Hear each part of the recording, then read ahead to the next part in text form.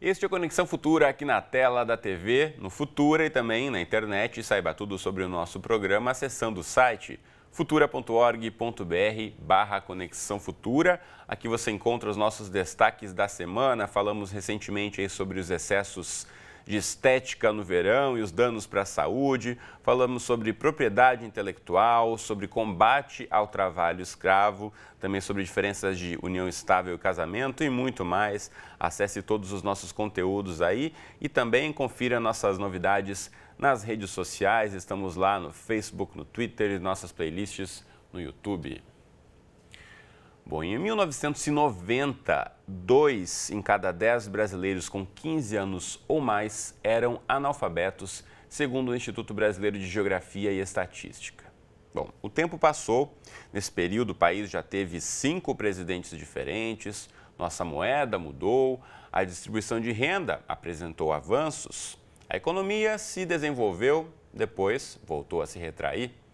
Bom, e mais de 2 décadas depois, o analfabetismo permanece como um dos principais desafios da educação no Brasil. De acordo com a Pesquisa Nacional por Amostra de Domicílios, entre os anos 2004 e 2014, a taxa de alfabetização da população brasileira de 15 anos ou mais cresceu apenas 4%.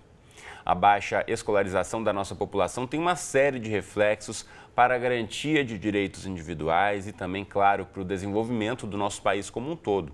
O combate ao analfabetismo é o tema do nosso programa de hoje. Então, para essa conversa, a gente recebe aqui no estúdio, ao meu lado está Elaine Constant, que é coordenadora estadual do Pacto Nacional pela Alfabetização na Idade Certa. Tudo bem, Elaine? Bem-vinda. Bem, obrigada. E também conosco aqui no estúdio está o João Batista Oliveira, presidente do Instituto Alfa e Beto. Tudo bem, João? Bem-vindo. Boa tarde. Bom, daqui a pouquinho a gente fala ainda direto de Brasília com o Paulo Corbucci. Ele é pesquisador do Instituto de Pesquisa Econômica Aplicada. E você em casa, como sempre, também é nosso convidado, então fique ligado aí ao longo dos próximos 25 minutos. Bom, quero começar ouvindo o João, que acompanha aí pelo lado da sociedade civil. É uma cobrança que muita gente faz, a gente sabe que o nosso Plano Nacional de Educação também prevê a redução aí dos índices de analfabetismo. Agora, por que então tanto tempo em tão pouco a gente conseguiu avançar, João, na sua opinião? Olha, o Brasil tem vários problemas em várias áreas, a educação é uma delas, não é? A gente não consegue avançar em educação, a meu ver, por uma opção que o país fez desde 1950, que é de crescer independentemente de outros fatores. E o outro fator principal é a qualidade. Então, eu sempre dou essa imagem. Em 1950, o Brasil tinha 60 milhões de habitantes aproximadamente, como era a Inglaterra, como era a Alemanha, como era a França, como era a Itália. Hoje nós temos 200, eles têm 60 a 70, e nós temos na escola 60 milhões. E nós fizemos uma opção, com 200 anos de atraso, de sair correndo. E até hoje nós não parou para pensar o que está fazendo. Então, falta ao Brasil calma, paciência, organização. A alfabetização é apenas uma vítima dessa correria. Sem dúvida. A gente tem uma série de iniciativas, né, que tratam da questão do combate ao analfabetismo. A gente sabe que o Plano Nacional de Educação, como eu já mencionei aqui, tem aí como uma das suas metas essa redução de taxas, e o Pacto Nacional pela Alfabetização também é uma das iniciativas que tem aí tentado diminuir um pouco esse índice tão alarmante, né, Elaine? Tem sido uma tentativa grande já há 3 anos e mostrando já possibilidades de repensar várias ideias sobre analfabetismo. A constatação é, primeiro, a formação dos professores. Que formação esses professores estão recebendo, tanto na universidade quanto uma formação continuada, e como lidar com a alfabetização das crianças das camadas populares, que é o maior desafio hoje. Como lidar com crianças que têm pouco acesso a materiais de escrita, crianças que têm pouco acesso a outras atividades culturais, e como essas famílias conseguem lidar com essa ideia. Porque também são filhos de pais que não conseguiram níveis melhores de escolarização. Então, são gerações e gerações que lidam com a mesma problemática e que o PNAE, que vem tentando, o Pacto pela Alfabetização, vem tentando rastrear e criar, né, alguns posicionamentos para lidar com o analfabetismo. Bom, a Elaine mencionou a questão dos pais e com certeza eles têm uma influência, né? O nível de escolaridade dos pais vai refletir também no aprendizado dos filhos. Então, vou chamar agora para a nossa conversa o Paulo Corbucci. Ele é pesquisador do Instituto de Pesquisa Econômica Aplicada. Tudo bem, Paulo? Bem-vindo à Conexão Futura. Muito obrigado, tudo ótimo. Bom, a gente sabe que, de acordo com os dados do IPEA, um dos principais desafios é reduzir o analfabetismo entre a população com mais de 60 anos. A gente falava aqui sobre adultos, os idosos também. Então, segundo a PNAD, 23% dos analfabetos estão nessa faixa etária. Qual é o principal desafio em conseguir atingir essa população? Bom, o primeiro é localizá-la, né? Então, na verdade, a gente não sabe exatamente onde estão os analfabetos. Sabemos, assim, de uma maneira geral, pela PNAD, pelo censo demográfico, mas nós precisaríamos ter uma ação mais concreta de busca, né, nos municípios de onde se encontram esses analfabetos e principalmente por que eles não são atraídos para os programas de alfabetização. Mas, além disso, nós temos um problema sério de oferta. A oferta ainda é muito baixa. Por exemplo, o principal programa do Ministério da Educação, que é o Brasil Alfabetizado, segundo o último relatório que está disponibilizado, ele atendia a pouco mais de 1.100.000 alfabetizandos. Esse contingente aí de alfabetizandos, em 2013, representava apenas 8% do total de analfabetos no Brasil, né? E do ponto de vista dos municípios atendidos, também é uma proporção pequena, pouco mais de 1.200 municípios, o que representava também pouco mais de 20% do total de municípios brasileiros. Então, nós temos, além das dificuldades, né, do processo de alfabetização de adultos, né, nós temos também um problema de oferta, de cobertura, de baixa cobertura desse tipo de serviço educacional à população brasileira. Agora, Paulo, a PNAD também atesta que tem uma quantidade significativa de alunos matriculados, mas esse número não corresponderia aí à redução no número de analfabetos. Por quê? Bom, as razões teriam que ser investigadas, mas, via de regra, poderia atribuir a baixa eficácia dos cursos, dos programas de alfabetização. De fato, de 2013 para 2014, segundo a PNAD, nós tivemos uma redução absoluta de 165.000 analfabetos. Esses 165.000 representavam, naquele ano de 2013, apenas 15% do total de alfabetizandos. Ou seja, 85%, segundo os dados da PNAD e do relatório de gestão do Brasil Alfabetizado, não tiveram sucesso. Pois é, são dados que a gente precisa investigar ainda mais. Paulo, eu volto a falar com você daqui a pouquinho. Eu vou agora voltar aqui para o nosso estúdio. Deixa eu mostrar na internet o site do alfabeto.org.br, onde você pode ter informações também aqui sobre as iniciativas voltadas para a educação aí em detalhes no site. Agora, João, como é que você entende esses dados que o Paulo mencionou, né? O acesso é difícil e mesmo quem se matricula muitas vezes não consegue concluir, não consegue frequentar. É muito trabalho, muita dificuldade imposta aí para o adulto, principalmente, que quer tentar sair desse número tão grande de analfabetos no país. Eu acho que, continuando a minha fala anterior, né, quer dizer, essa questão de lidar com os grandes números, né, e não lidar com os pequenos números, com os problemas concretos, né, quer dizer, eu acho que primeiro tem uma questão de definição, né, quando a gente fala em analfabetismo, né, o que é o analfabetizado, o alfabetizado ou não alfabetizado. Né? E, historicamente, né, quando a gente está falando em analfabetismo de adultos, né, pela própria maneira como o IBGE pergunta, é a pessoa que pergunta, você sabe ler e escrever? Né? E a pessoa responde e fica caracterizado. Né? O que hoje, se ela responder sim, não significa nada. Né? Quando você vê as pesquisas da Fundação Instituto Montenegro, não é, que mostra que apenas 33% das pessoas que andam na rua entendem o que lê. Então o buraco é muito mais embaixo. Que é o também chamado de analfabeto funcional. Né? Ele consegue ler, mas não consegue necessariamente entender o que está sendo escrito. Que é o que interessa. Então você vê que se a gente for pensar na escala do problema, né, são problemas intratáveis. Você olha historicamente, quer dizer, todas as tentativas do Brasil e do mundo de resolver a questão do analfabetismo de adulto em massa foram fracassadas. Todas as campanhas. Sem exceção. E o Brasil continua. Tem algum motivo ou alguns motivos que a gente pode mapear? São problemas intratáveis, são problemas que a hora de resolver era antes, era na primeira infância, na escola, não é? E hoje, muito mais, é um problema de motivação, né? Que o nosso colega lá de pé estava dizendo. Quer dizer, qual a motivação hoje de uma pessoa de 40, 50 anos se alfabetizar para depois fazer o fundamental, as séries iniciais, depois o resto do ensino fundamental, para competir com um rapaz de 14 anos, não é, que tem uma escolaridade menor do que ele? Se ele já sobreviveu até aqui, ele é realista o suficiente, não é, para avaliar o custo-benefício disso aí. Então, a manutenção dessas pessoas, não é, que já conseguiram sobreviver nesse mundo, não é, diante dessas opções que custam muito, a noite dela, o sacrifício da família, etc., a coisa não compensa, não é? E, quer dizer, há outras coisas talvez mais relevantes que elas pudessem aprender, que deveriam ter aprendido ou que ainda podem aprender, não é? E que não são apenas alfabetização. Agora, o outro lado, micro, não é? Quer dizer, quando que programa de alfabetização e programa de EJA funciona? Quando há um incentivo real da pessoa, ou dentro da igreja, ou dentro do trabalho, ou dentro de alguma coisa concreta. Quer dizer, quando há foco, esses programas têm sucesso.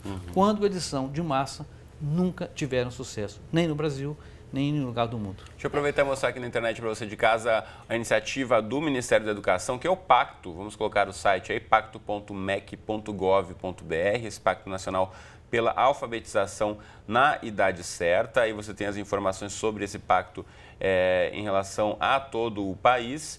E aqui no Rio de Janeiro, a Elaine, que está aqui no estúdio com a gente, representa o pacto em nível local, aí no site que é o pnaic.ufrj.com, que também vai aparecer para você aí. Elaine, esses desafios que a gente está apontando aqui, né, são muitos. A motivação, a permanência desse adulto nesse programa de formação. Você já falou da questão também da formação dos professores que vão trabalhar com estes adultos que estão aí tentando correr atrás do prejuízo, como o João mencionou. Agora, frente a tanta diversidade, como é que a gente pode tentar pensar em diminuir esses índices, como vocês no Pacto têm tentado aí também fazer com que essa aula seja interessante e consiga, de fato, mostrar para esse adulto que vai fazer, sim, uma grande diferença para ele, seja a idade em que ele estiver, que ele conclua, pelo menos, o ensino fundamental e que saiba ler e escrever. Eu acho importante trazer uma coisa que o PNAEC mostrou de forma bem acentuada. Quando nós falamos de alfabetização, não é apenas ler e escrever, mas quais são os sentidos que nós damos à palavra alfabetização. Uma das coisas que nós percebemos é que nós alfabetizamos, mas será que nós formamos o leitor? Porque para que eu possa continuar uma trajetória acadêmica, né, ou escolar, eu preciso me tornar leitor. E o que nós percebemos é que muitas práticas de alfabetização, elas vieram pela história, né, de uma didática de alfabetização que foi acompanhando a formação dos professores, que é a ideia de fazer uma alfabetização muito prescritiva, que cai nessa história de ler e escrever. E o que nós percebemos é que esses alunos, eles perdem a motivação, eles vão lá, eles aprendem, né, toda aquela parte de soletração, silabação, palavração, mas depois eles cumpriram a tarefa, é como se eles tivessem que não continuar mais o caminho, eles deram conta daquele momento, e aí vai tendo um desânimo. E muitos alunos não se tornam leitores, então eles não sabem qual é o sentido da escrita, não sabem o que fazer com um texto.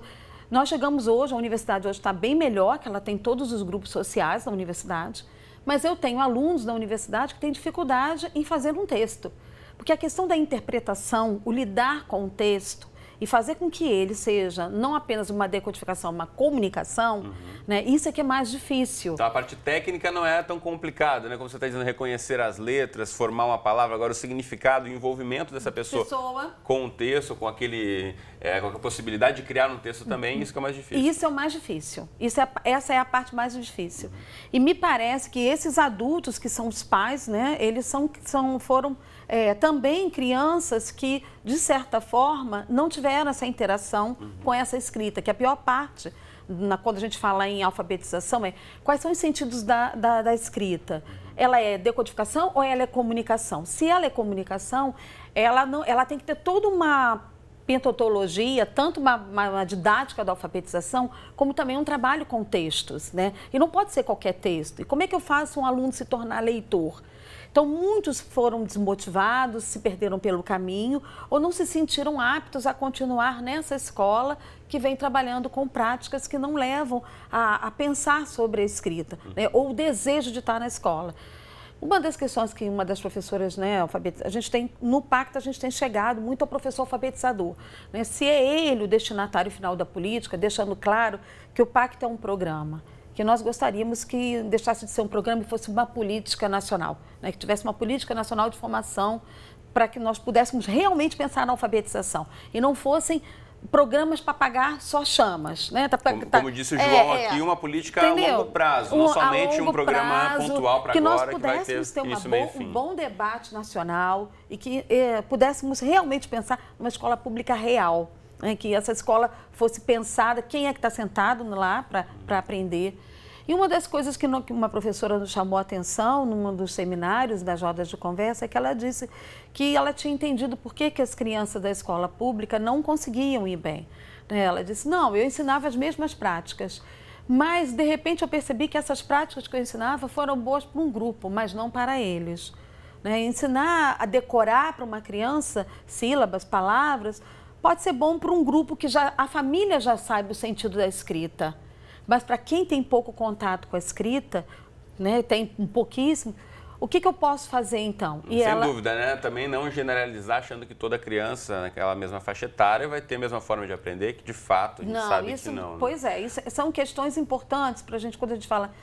A gente sempre acha que analfabetismo é só uma concepção de ler e escrever, mas tem várias características, vários aspectos que precisam ser pensados e urgentes. Senão nós vamos ficar repetindo campanhas, repetindo e vamos só adiando a solução de um problema sério. Já passou muito tempo, né, para esses dados aí que a gente já mencionou aqui, em 20 e tantos anos, né, a gente ter avançado tão pouco na redução do analfabetismo no país. Isso tem uma série de reflexos aí para o nosso desenvolvimento no país como um todo. Eu quero voltar a chamar o Paulo, que conversa com a gente representando o IPEA, diretamente de Brasília. Paulo, você segue me ouvindo? Claro, sim.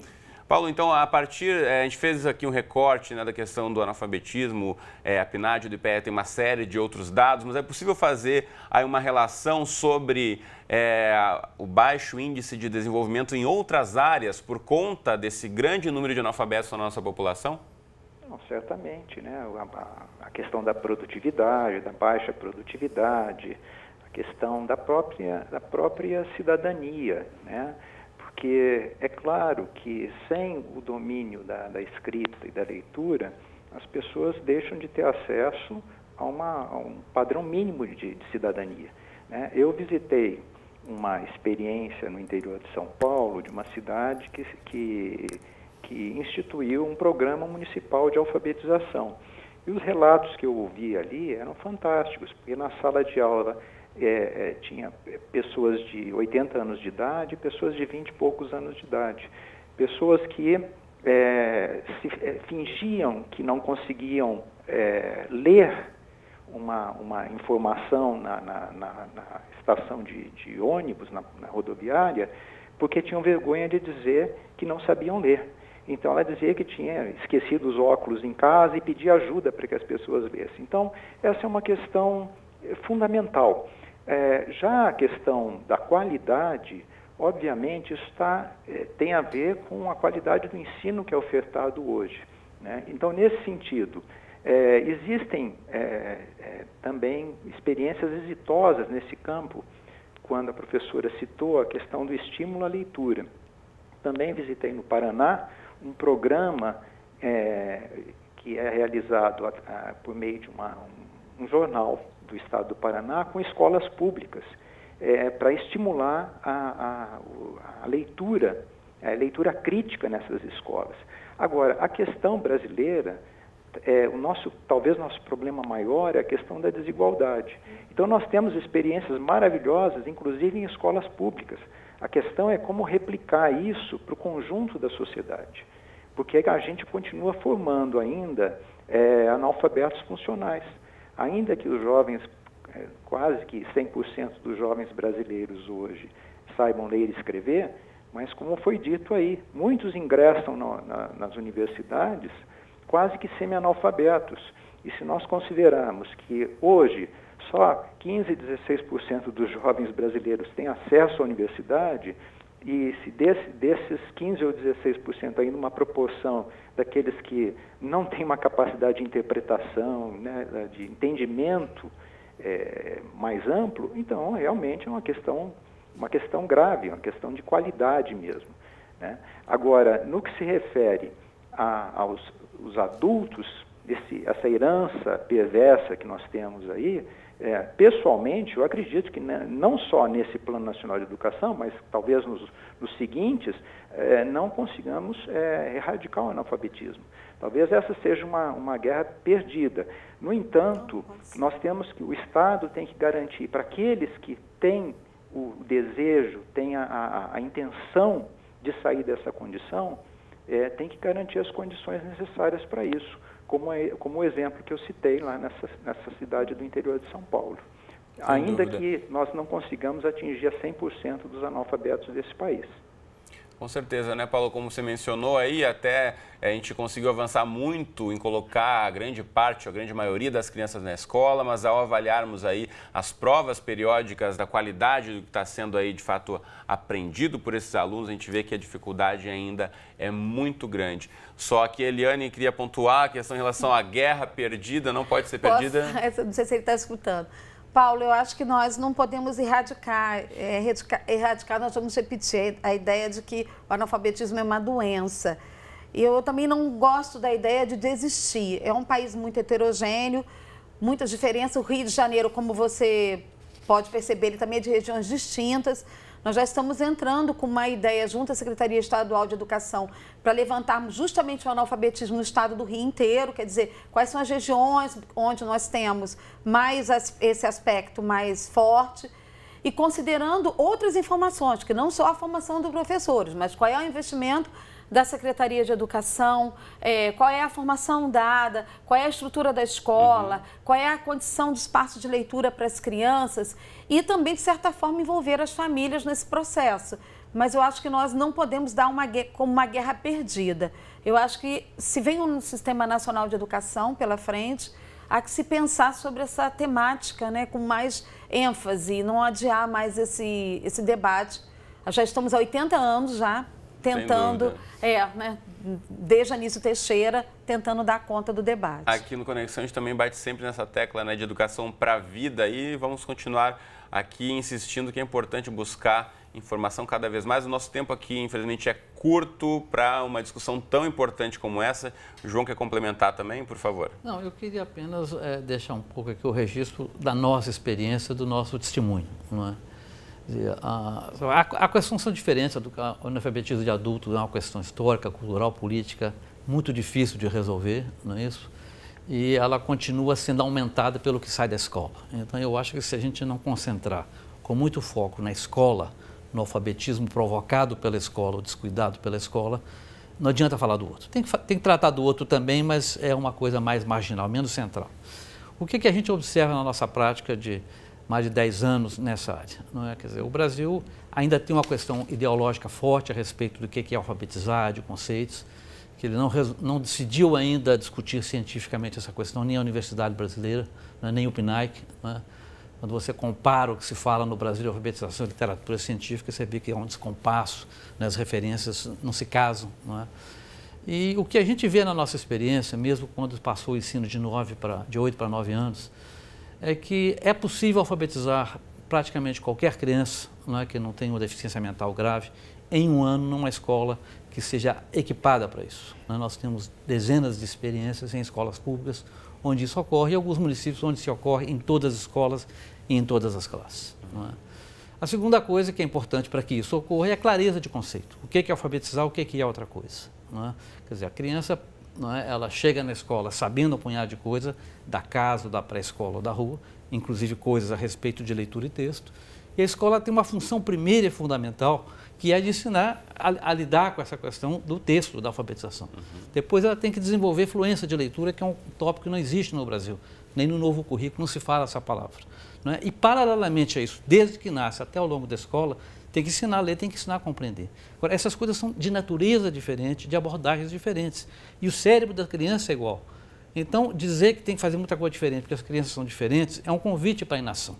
Então, eu acho que falta no Brasil mais seriedade, mais falta de seriedade, para cientificamente entender o problema, atacar as soluções e concordo plenamente com a minha colega. Essa solução começa pela excepcional formação de professores que é um capítulo que ainda não conseguimos a começar. Já tem tido avanço. Elaine, vou ter que interromper você, infelizmente, porque o nosso tempo aqui está estourado. É importantíssimo a gente mencionar aqui que é um assunto que a gente trata muito no Conexão e que é tão importante que a gente tem aqui 3 pontos de vista até complementares, nem sempre concordantes em tudo, mas é importante ver que tem pensadores aqui se dedicando a essa questão que a gente tem que levar adiante para combater o analfabetismo, sim, e lutarmos todos por uma educação pública de qualidade no nosso país. Mas nosso tempo aqui por hoje encerrou. Eu quero mostrar para você na tela da internet rapidamente sites do IBGE, para você ter informações oficiais aí sobre os levantamentos que a gente mencionou no comecinho do programa, e também o IPEA, ipea.gov.br, tem a PNAD aqui com recorte do analfabetismo que a gente tratou hoje e tantos outros aqui.